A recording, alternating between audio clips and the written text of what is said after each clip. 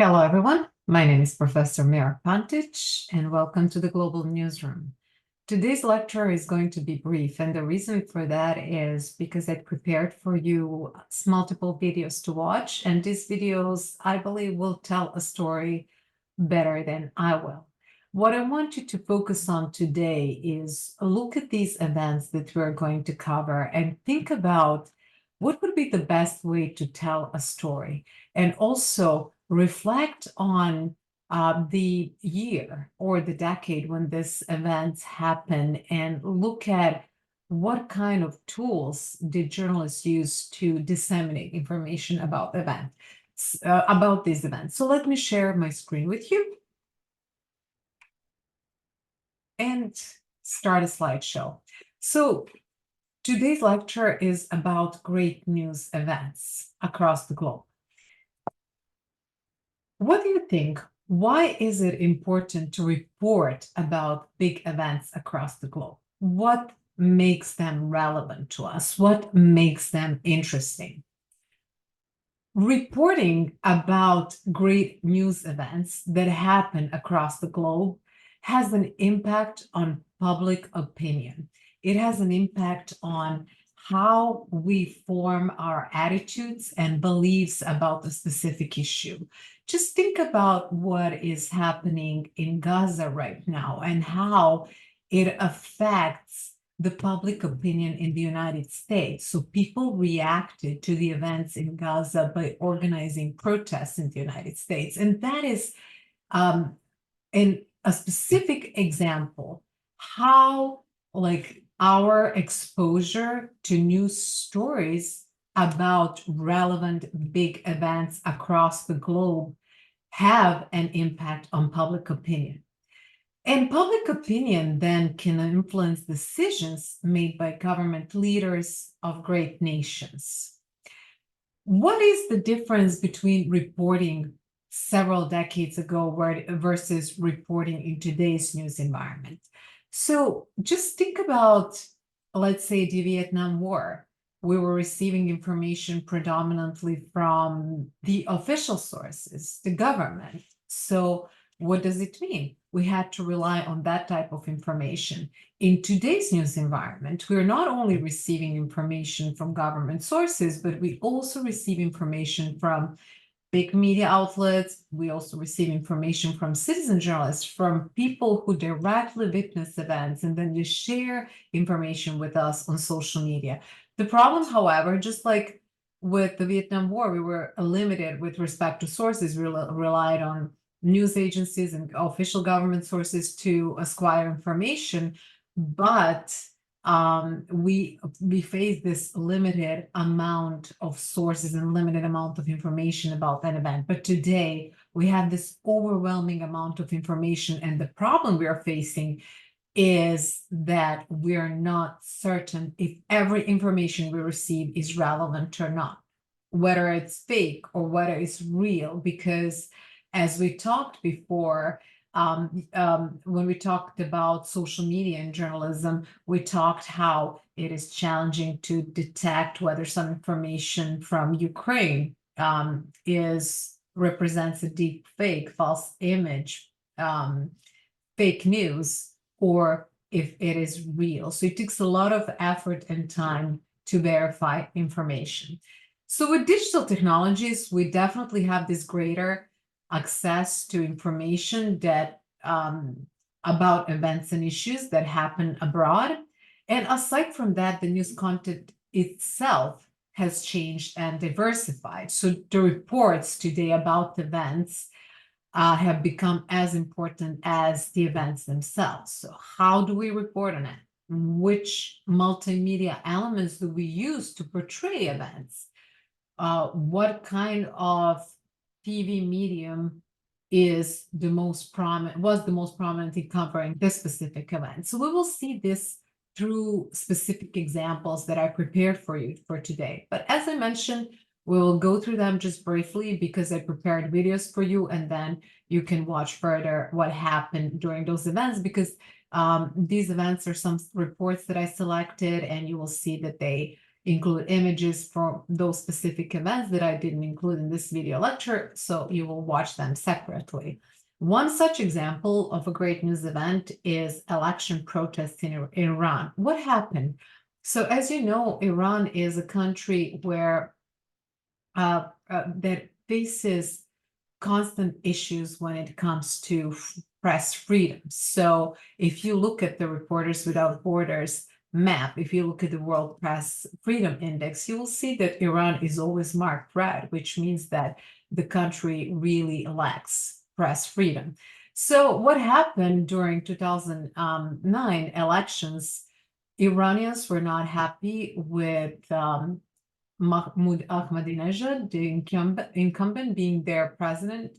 So they decided to go and protest against the results. They thought they disagreed with the results of the presidential elections, that according to which Mahmoud Ahmadinejad was a winner.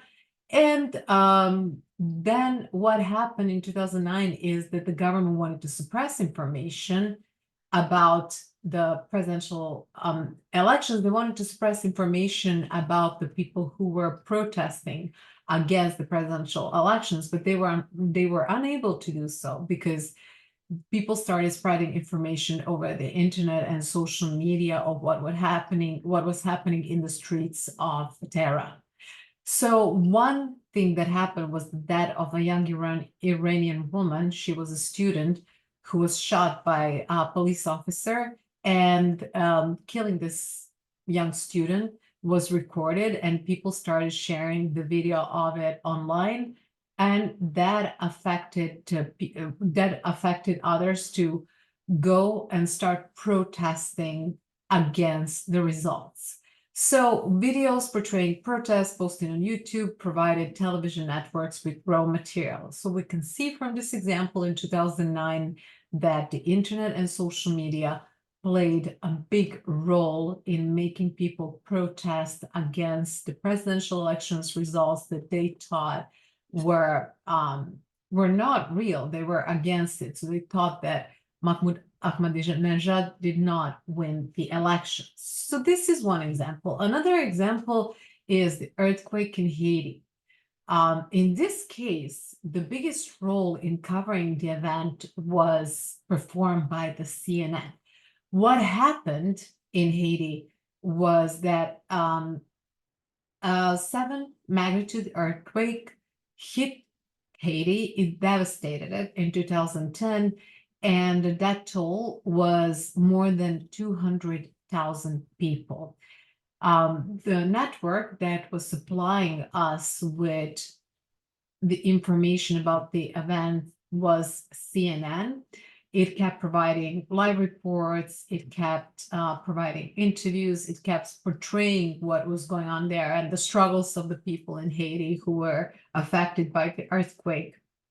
The problem with reporting on a natural disaster is infrastructure related. You can just imagine how much they were struggling in not just in finding information, but in making sure that the tools that they're working with that they have enough tools to work with and report about what was going on there. So the entire infrastructure in Haiti collapsed, and that caused a lot of problems to reporters. So many journalists, for instance, had to sleep on the ground. They were drawing power from their computers and cameras from car batteries. So you can just imagine how much they struggle just to make sure that they can provide reports for us. And this natural disaster, because of this great role that CNN played in covering it, it remained mostly a network television story. Another event is that you're going to learn about more through these videos is Israeli sea raid. So in brief, in 2010, Israeli commandos attacked the so-called Freedom Flotilla of ships from Turkey carrying supplies to blockade Gaza. And in this case, both sides released videos after the incident claiming the other side was the aggressor. And this sounds familiar from what we today receive from social media when it comes to the conflict in Ukraine or again, the conflict in Gaza, because we are exposed to two sides of the story and we're watching these videos, and then every side claims that the other one is aggressor, which can cause some confusion. In case of Israeli Sea Raid, digital videos were shown on television, but they did not really establish the sequence of events of who attacked first. So we really couldn't determine who attacked first, who was the original aggressor. What happened in this case, and I think we witnessed the same with social media and other events. Like this was not just the case in 2010 with Israeli Sea Raid, but many other events we witnessed the same. What happened was not as important as what people believe that happened. But we're going to go more into detail about this in class and talk about how people form their opinion based on their existing attitudes, or they form their opinion based on the first information they receive. And at the end, they really do not care that much about what happened, but what they believed based on their personal beliefs, attitudes, and what they learned first that happened. In another event, so I'm going to touch upon a different phenomenon. So in the first case we talked about with the Iranian election, we talked about the importance of the internet and social media in spreading information. In cases where the government tries to suppress the media and suppress information spread. And then in the other case, we had this big role that cable televisions play in reporting about the Haiti earthquake. And then with Israeli Sea Raid, we had this we had the issue of not really being able to see the entire event, how it started, who started the event, and then we kind of got confused over what to believe in. It's actually we didn't get attached to the fact, but we attached to our personal beliefs of what was going on there. Now, with Tsunami in Asia, we have a different element that is important in covering this issue, and that is citizen journalism. So this tsunami hit South Asia in 2004, and it claimed more than 220,000 lives. Among the killed were thousands of tourists from abroad. And because of new technologies, people were able to see the deadly aftermath just hours after it had ended. How did it happen?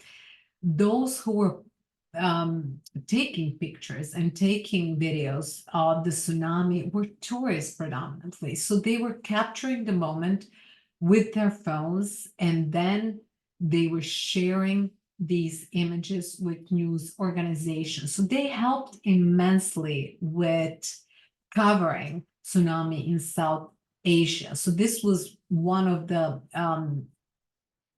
most devastating natural disaster events in modern history, because you see how many lives it claimed. And it was, of course, extremely relevant for media organizations across the world to have as much information as possible. So not only people in South Asia, and not only media in South Asia were eager to report about these events, but media across the globe, because of a great impact. And just don't remember that there were a lot of tourists from Western countries in this region when tsunami happened. And that is another variable that prompted media organizations to report more about the event. But in this case, they had this immense support of citizen journalists. So journalists were literally chasing the pictures made by amateurs and trying to create a content. So this is where modern citizen journalism emerged, when people started using their cameras, their phones to capture important events. And later, like this happened in 2004, and then in 2007, the same thing happened with London bombing in the UK. When these terrorist attacks happened, BBC used help of its citizens to report on this information. So then this media organization was collecting pictures and information and videos from citizens to report about what happened. So here we have the phenomenon of citizen journalism. So you see how there are different big important events across the globe, and there are different phenomena that emerge from these events. So another event is electronic execution of Soviet communism. The collapse of communism happened in Central and Eastern Europe in 1989. When it happened, popular culture from the West started spreading in Europe. Western version of the news became widely accepted. So this event suggests that there was a cultural change. Instead of being exposed to this communist propaganda, people started watching and listening CNN, the BBC, Radio Free Europe, Radio Liberty, and so on. So this is an impact that this event, the collapse of communism, had on media consumption in Eastern Europe. And finally, the 9/11 terrorist attacks. And again, I provided a video for you to watch more. We are all familiar with this unfortunate event. It happened on September 11, 2001. The terrorist attacks happened on the World Trade Center in New York City and the Pentagon. 79.5 million viewers were watching news coverage on broadcast and cable television in the US. So people were predominantly tuned into, they watched television to obtain news. But look at the date of this event. So it happened in 2001. The internet just started spreading, and we didn't have social media. Twitter, for instance, was established in 2006. So we didn't have social media, and social media didn't play a significant role, but TV stations definitely did. And what did they provide during this event? They provided live footages. They were talking to people, interviewing, trying to report as much information as possible from the scene. What happened after the 9/11 terrorist attacks is that the news media and citizens began showing more interest in world affairs, especially in radical Islam. If you remember from our previous lecture, we talked how before the end of the Cold War, people were very interested in America to learn what was happening abroad because of the Cold War. And then after the fall of communism and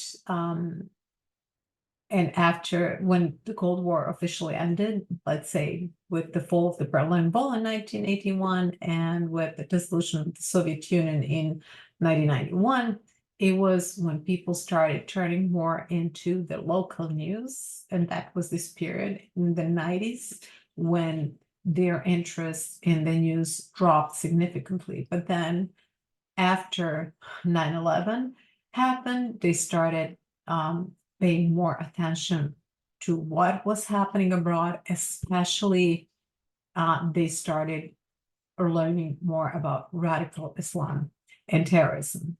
So this event created a new international sentiment among the public. So I suggest you to watch the video that I provided.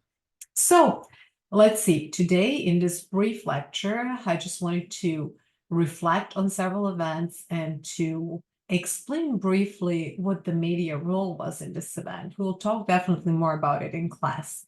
But the events that we talked about today include election protests in Iran, earthquake in Haiti, Israeli sea raid, tsunami in South Asia, electronic execution of Soviet communism, the 9/11 terrorist attack.